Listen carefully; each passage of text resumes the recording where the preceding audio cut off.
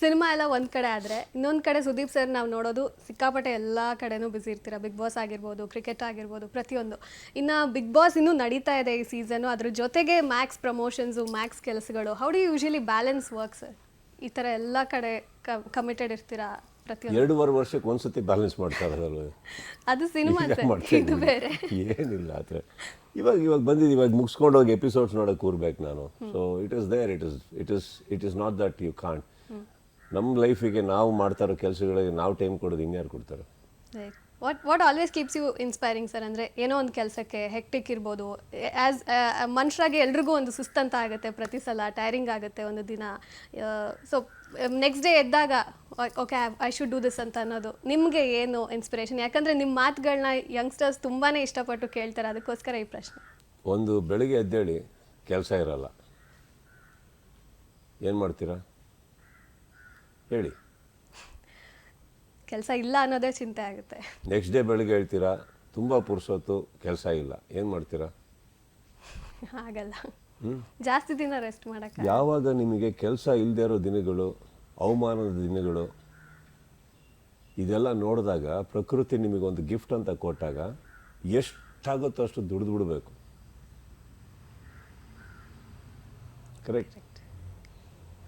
ನಮ್ಮ ತಾಯಿ ಇಲ್ಲ ಈಗ, ಇವಾಗ ಅನ್ಸಲ್ವಾ? ಅವರಿದ್ದಾಗ ಎಷ್ಟಾಗುತ್ತೋ ಅಷ್ಟು ಪ್ರೀತಿ ಕೊಟ್ಬಿಡ್ಬೇಕಿತ್ತು, ಎಷ್ಟಾಗುತ್ತೋ ಅಷ್ಟು ಮಾತಾಡಬೇಕಿತ್ತು, ಎಷ್ಟಾಗುತ್ತೋ ಕಾಲ ಕಳಿಬೇಕಿತ್ತು ಅಂತ. ನಮ್ಮ ಪ್ರಾಬ್ಲಮ್ ಏನಂದರೆ, ನಮ್ಮ ಕೈಯಿಂದ ಕಳ್ಕೊಂಡಾಗ ಕೊರತೆ ಅರ್ಥ ಮಾಡ್ಕೋತೀವಿ. ಕೆಲಸ ಇಲ್ಲ ಅಂದಾಗ ಅಯ್ಯಯ್ಯೋ ದುಡಿತೀನಿ, ಅದಿಲ್ಲ ಅಯ್ಯಯ್ಯೋ ಹಿಂಗಾಗ್ತಾ ಇದೆ. ನೀವೊಂದು ಅಬ್ಸರ್ವ್ ಮಾಡಿ, ಎಲ್ಲರೂ ಕೆಲವರು ಉಪವಾಸ ಮಾಡ್ತಾರೆ ಕೆಲವು ದಿನಗಳು, ಗೊತ್ತಾ? ಎಷ್ಟು ಹೊಟ್ಟೆ ಎಷ್ಟುತ್ತೆ ಅವರಿಗೆ ಅಂದರೆ, ಇವತ್ತು ತಿನ್ನಬಾರ್ದು ಅನ್ನೋ ಒಂದು ಥಾಟ್ ಇರುತ್ತೆ, ಗೊತ್ತಾ? ಅದೇ ಹೊಟ್ಟೆ ಎಷ್ಟೋದು, ಆ್ಯಕ್ಚುಲ್ ಹೊಟ್ಟೆ ಎಷ್ಟೋ ಅಲ್ಲ ಅದು. ಕರೆಕ್ಟ್. ಹಾಗೆ ಎದುರುಗಡೆ ಊಟ ಇದ್ದಾಗ ತಿನ್ನಲ್ಲ, ಕೂಡ್ದಂದಾಗ ಹೊಟ್ಟೆ ಎಷ್ಟುತ್ತೆ. ಕೆಲಸ ಇದ್ದಾಗ ದುಡಿಯಲ್ಲ, ದುಡಿಬೇಕು ಅಂದರೆ ಕೆಲಸ ಇರಲ್ಲ. ಐ ಥಿಂಕ್ ಇದೆಲ್ಲ ನಿಮ್ಗೊಂದು ಪ್ಯಾಕೇಜ್ ಅರ್ಥ ಮಾಡ್ಕೊಂಡಾಗ, how can you light your own lamp is by lighting it, right? Light it. ಕೆಲಸ ಇದ್ದಾಗ ಕೆಲಸ ಮಾಡಿ. ತಾವು ಹೇಳಿದ್ರಿ ಅಮ್ಮನ ಬಗ್ಗೆ ಬಂದಾಗ, ಈಗ ನನಗೆ ಇನ್ನೊಂದು ಬಂದಿದ್ದೇನೆಂದರೆ, ಅವರು ಈಗ ದೈಹಿಕವಾಗಿ ನಮ್ಮ ಜೊತೆ ಇಲ್ಲ, ಬಟ್ ಅದಾದಮೇಲೆ ಬರ್ತಿರೋಂಥ ಮೊದಲನೇ ಸಿನಿಮಾ. ಸೊ ಮ್ಯಾಕ್ಸ್ ಬಗ್ಗೆ ಅವ್ರ ಹತ್ರ ಡಿಸ್ಕಸ್ ಮಾಡಿದ್ಯಾ ಅಥವಾ ಏನಾದರೂ ಡಿಸ್ಕಷನ್?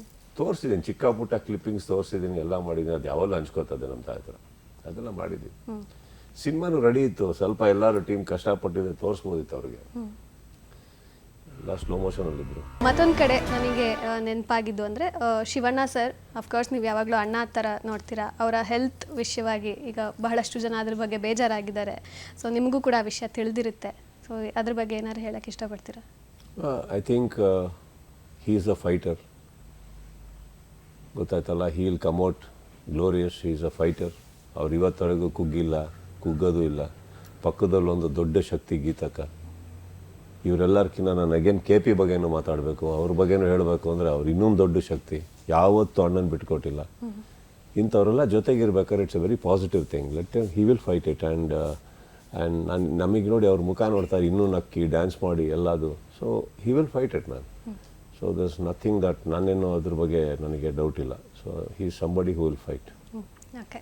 ಇನ್ನು ಯಾವುದೇ ಒಂದು ಸೂಪರ್ ಸ್ಟಾರ್ ಸಿನಿಮಾಗಳು ಬರ್ತಾ ಇದೆ ಅಂದರೆ ಫ್ಯಾನ್ಸ್ ಕ್ರೇಜ್ ಇದ್ದೇ ಇರುತ್ತೆ. ಅದು ಎಸ್ಪೆಷಲಿ ಈ ಥರ ಗ್ಯಾಪ್ ಕೊಟ್ಟು ಬರ್ತಾ ಇದೆ ಅಂದರೆ ಸಿಕ್ಕಾಪಟ್ಟೆ ಕಾಯ್ತಿರ್ತಾರೆ, ಆ ಒಂದು ಜೋಶ್ ಇರುತ್ತೆ.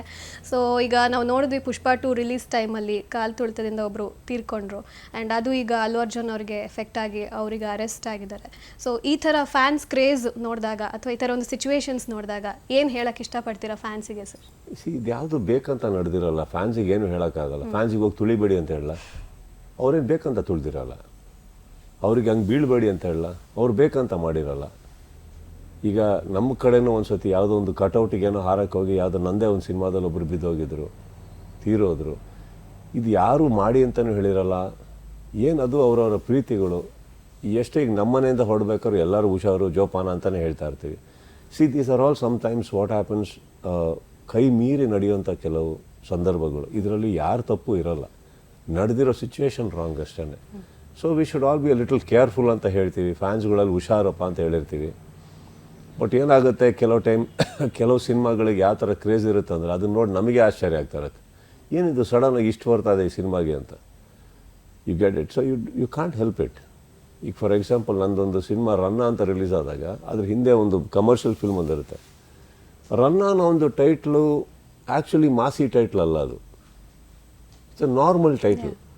ಬಟ್ ಅವತ್ತು ಓಪನಿಂಗು ಮಾರ್ನಿಂಗ್ ಶೋ ನೋಡಿಬಿಟ್ಟು ಎಲ್ಲರೂ ಒಂಥರ ನಮಗೆ ಆಶ್ಚರ್ಯ ಆಗಿತ್ತು, ಏನು ಈ ಥರ ಇದೆ ಕ್ರೌಡ್ ಅಂತ, ಬಿಕಾಸ್ ನಾವೇ ಎಕ್ಸ್ಪೆಕ್ಟ್ ಮಾಡಿರಲಿಲ್ಲ. ಬಿಗ್ ಬಾಸ್ ಅಂದರೆ ನೀವು ಅಂತ ನಾವೆಲ್ಲ ಅಷ್ಟು ಇಷ್ಟಪಟ್ಟು ನೋಡುವಂಥದ್ದು. ಸೊ ಬಿಗ್ ಬಾಸ್ ಸೀಸನ್ 11 ಕೊನೆ ಸೀಸನ್ ಆಗಿರುತ್ತೆ ಅಂತ ತಾವು ಅಫಿಷಿಯಲಿ ಟ್ವಿಟರಲ್ಲಿ ಅನೌನ್ಸ್ ಮಾಡಿದಾಗ, ಸೊ ಯಾಕೆ ಸರ್ ಮತ್ತೆ ನೀವಿಲ್ಲ ಅಂದರೆ ಅದನ್ನ ನಮಗೆ ಇಮ್ಯಾಜಿನ್ ಮಾಡೋಕ್ಕಾಗಲ್ಲ ಒಂದು ರಿಯಾಲಿಟಿ ಶೋನ. ಬಟ್ ಅಂದರೆ ನೀವು ಮತ್ತೆ ನಿಮ್ಮನ್ನು ಪ್ರೂವ್ ಮಾಡಬೇಕು ಎಲ್ಲರೂ. ನೀವು ಇಲ್ಲದೆ ಇಮ್ಯಾಜಿನ್ ಮಾಡೋಕ್ಕಾಗಲ್ಲ, ನೋಡೋಕ್ಕಾಗಲ್ಲ ಅಂದಿದ್ದು ನೀವು ಪ್ರೂವ್ ಮಾಡ್ಬೇಕು ನನಗೆ ಎಲ್ಲರೂ. ಓಕೆ, ನಾನು ಅದು ಯಾವುದು ನಂಬಲ್ಲಮ್ಮ. ಈ ಪ್ರಪಂಚದಲ್ಲಿ ಎಲ್ಲರೂ ಮಾತಾಡ್ತಾರೆ, ಆಮೇಲೆ ಎಲ್ಲರೂ ಸಡನ್ನಾಗಿ ಏನೋ ಆಯಿತು ಅನ್ನೋಷ್ಟೊಳಗೆ ನೋಡಿದ್ದು ಏನವ ಹಿಂಗಾಗೋಯ್ತು ಅನ್ಬೇಕು. This world is full of surprises. C I don't think ನಾನು ಅದನ್ನು ವೆಯ್ಟ್ ಮಾಡ್ಕೊಂಡು ಕೂರಲ್ಲ. ನನಗಿದು ಸಾಕು ಅನ್ನಿಸ್ದಾಗ ನಾನು ತೊಗೊತೀನಿ ಅಷ್ಟೇ. ಯಾರೋ ಏನೋ ಇಮ್ಯಾಜಿನ್ ಮಾಡಿಕೊಂಡ್ರು ಮಾಡೋಕ್ಕಾಗಲ್ಲ ಜನಗಳಿಂದ ಖುಷಿ, ಅದು ಯಾವುದನ್ನು ನಾನು ಇದು ಮಾಡೋಕ್ಕಲ್ಲ, ಐ ಡಿಸ್ರೆಸ್ಪೆಕ್ಟ್ ಮಾಡೋಕ್ಕಲ್ಲ. I respect everybody's opinion, love, but it's an opinion ಅಷ್ಟೇ. ನಿಮ್ಮನ್ನು ಬಿಟ್ಟರೆ ಇಲ್ಲ ನೋಡೋಕ್ಕಾಗಲ್ಲ, it's just an opinion, it is not a truth. But ಯಾರೂ ಬಿಗ್ ಬಾಸ್ ಬರ್ತಿದ್ದಂಗೆ ಸ್ವಿಚ್ ಆಫ್ ಮಾಡಿ ಯಾರೂ ಕೂರಲ್ಲ. ಅಟ್ಲೀಸ್ಟ್ ಇವ್ರು ಹೆಂಗೆ ಮಾಡಿದಾರೆ ನೋಡೋಣ ಅಂದ್ಬಿಟ್ಟು ಆಗ್ತಾರೆ ಅಲ್ಲ. ವೀಕೆಂಡಲ್ಲಿ ನೀವಿದ್ರೆ ಅದೇನೋ ಒಂದು ಗತ್ತಿರುತ್ತೆ ಸರ್ ಶೋಗೆ. ಸೊ ಮತ್ತೆ ನೆಕ್ಸ್ಟ್ ಸೀಸನ್ಸಲ್ಲೂ ನಿಮ್ಮನ್ನೇ ನೋಡೋಕೆ ಇಷ್ಟಪಡ್ತೀವಿ ಅಂತ ಖುಷಿ. ಅದು ಅಟ್ಲೀಸ್ಟ್ ಅಷ್ಟು ಸಂಪಾದಿಸಿದೀವಲ್ಲ, ಸಾಕು ಬಿಡಿಯಲ್ಲ, that's okay. Okay correct. Okay, so ಈಗ ಮತ್ತೆ ಮ್ಯಾಕ್ಸಿಗೆ ವಾಪಸ್ ಬರೋದಾದ್ರೆ ಒಟ್ಟಾರೆ ಸಿನಿಮಾ ಬಗ್ಗೆ ಆ್ಯಂಡ್ ಜನರಿಗೆ ಏನು ಹೇಳೋಕ್ಕೆ ಇಷ್ಟಪಡ್ತೀರಾ sir? Nothing ma'am, I mean ಒಂದು ಸಿನಿಮಾ ಮಾಡಿದ್ದೀವಿ, ಅದ್ಭುತವಾಗಿ ಹೋದರೆ ಅದ್ಭುತವಾದಂಥ ಖುಷಿ. ಹೋದರೂ ಕಲಿತೀವಿ, ಸಿನಿಮಾ ಓಡಿಲ್ಲ ಅಂದರೂ ಕಲಿತೀವಿ. ಓಕೆ, ಒಂದು ವಾಪಸ್ ಒಂದು ರೇಂಜಿಗೆ ಚೆನ್ನಾಗಿ ಬಂದು ಬಿಡುಗಡೆ ಆಗ್ತದೆ ಸಿನಿಮಾ ನೀಟಾಗಿ. But I personally feel probably ಈ ಸಿನಿಮಾನ ಇನ್ನೂ ನೀಟಾಗಿ ರೆಸ್ಪೆಕ್ಟ್ಫುಲ್ಲಾಗಿ ಹೊರಗಡೆ ತರ್ಬೋದಿತ್ತು ಅನ್ನೋಂಥ ನನ್ನ ಅನಿಸಿಕೆ. ಸೊ ಐ ಥಿಂಕ್ ಒಂದು ಸ್ವಲ್ಪ ಲೇಟಾಗಿ ಬರ್ತಾ ಇದೆ, but I am sure that ಒಂದು ಜಸ್ಟಿಸ್ ಆಗುತ್ತೆ ಸಿನಿಮಾಗೆ. ಯಾಕಂದರೆ ಈ ಸಿನಿಮಾದಲ್ಲಿ ತುಂಬ ಜನ ಹೊಸಬರು ಯುವಕರು ಎಲ್ಲ ತುಂಬ ಸೇರಿ ಒಂದು ಕನಸು ಇಟ್ಕೊಂಡಿರೋಂಥ ಸಿನಿಮಾ ಇದನ್ನು. ಎಷ್ಟೋ ಜನ ಕೆಲವ್ರಿದ್ದಾರೆ, ಎಲ್ಲ ಹೊಸ ಹುಮ್ಮಸ್ಸಲ್ಲಿದ್ದಾರೆ ಎಲ್ಲರೂ. ಸೊ ನನಗೆ ಅವ್ರ ಬಗ್ಗೆ ಇದೆ, ಅವ್ರ ಕನಸಿದೆ actually. So I hope everybody gets their due, producer gets his due, director gets his due, and ಫ್ಯಾನ್ಸ್ಗಳು ಏನು ಎಷ್ಟೋ ಟೈಮ್ ಆದಮೇಲೆ ಒಂದು ಸಿನಿಮಾ ನೋಡೋಕ್ಕೆ ಬರ್ತಾಯಿದ್ದಾರೆ, ಅವರಿಗೆ ಒಂದು ಖುಷಿ ಆಗುತ್ತೆ ಅನ್ನೋ ಒಂದು ನಂಬಿಕೆ. ಆದರೆ ಬಹಳ ಖುಷಿ ಆಗಿಲ್ಲ ಅಂದರೆ ಇನ್ನೊಂದು ಸಿನಿಮಾ ಮಾಡ್ತೀನಿ ಅಷ್ಟೇ. Okay sir, and thank you so much sir, ಇಷ್ಟೊತ್ತು ನೀವು ಟೈಮ್ ಕೊಟ್ಟು ನಿಮ್ಮ ಬ್ಯುಸಿ ಶೆಡ್ಯೂಲಲ್ಲಿ ನಮ್ಮ ಜೊತೆ ಮಾತಾಡಿದ್ದಕ್ಕೆ. And thank you so much. Thank you so much.